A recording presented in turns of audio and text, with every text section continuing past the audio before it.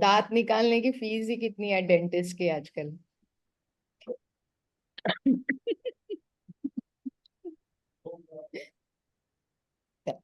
पण मॅडम हे किती वेळ ऑब्झर्व करायचं, टाइम पिरियड काय असतो आपला?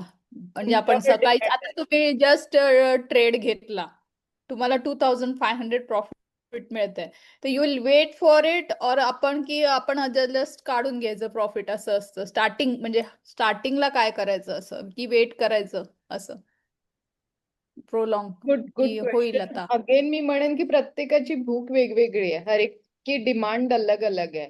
जैसे मैंने अभी एग्जाम्पल के लिए बोला कि मुझे डेंटिस्ट के पास जाना है, सिंपल मुझे क्लीनिंग के लिए जाना है, तो परसों मैंने 2200 पे किया है. ठीक है. So that is simple call कि आप लोगों की रिक्वायरमेंट कितनी है वो भी बहुत मैटर करती है. आपने इन्वेस्टमेंट कितना किया और आपकी रिक्वायरमेंट, अगर अभी आप, मैंने आपको स्ट्रैटेजी बताई है 78,000, 78,000 पे अगर मुझे 7,000 रुपए मिलते हैं, मैं निकल जाऊंगी. क्योंकि इन्वेस्टमेंट पे साल भर रुको एफडी पे 10% मिलता है, यहाँ पे मुझे एक दिन में 10% मिल रहा है, तो मैं निकल जाऊंगी. मेरा सिंपल रूल है. और मैं प्रॉफिट बाहर निकाल लूंगी, ये भी मेरा सेकेंड रूल है. ये भी नहीं घूमती हूँ, इतना गोल्ड पहनती हूँ. तुरंत गोल्ड में इन्वेस्ट कर लो, दोनों तरफ आपका मल्टीप्लाइड होगा, या फिर स्टॉक लेके छोड़ दो, जो भी आपको स्टॉक पसंद है. प्रॉफिट निकालना बहुत जरूरी है, नहीं तो रीटा मैम ने आज क्या गलती की सबको पता चल गई ना, कि उन्होंने ग्रीडीनेस रखा. उन्हें 1,000 रुपए मिल रहे थे, बट उन्होंने नहीं लिया.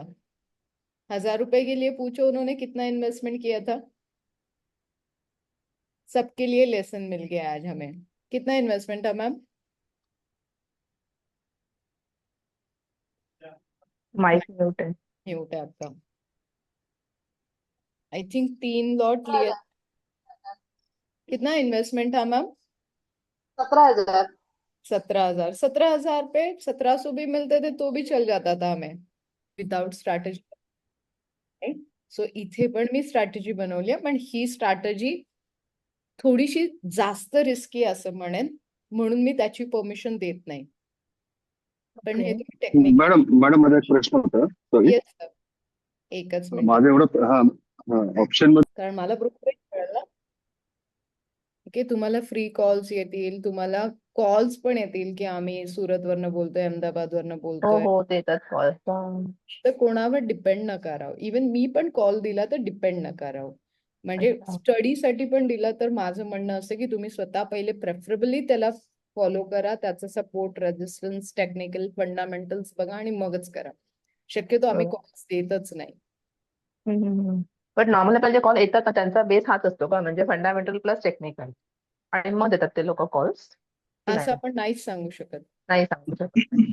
असं आपण नाहीच सांगू शकत. सो कोणावर. मॅडम जे येतात दुसरे कॉल जे येतात ना बाहेरून, ते सगळे फ्रॉड कॉल असतात. म्हणजे त्यांना फक्त बिझनेस वाढवायचा आहे.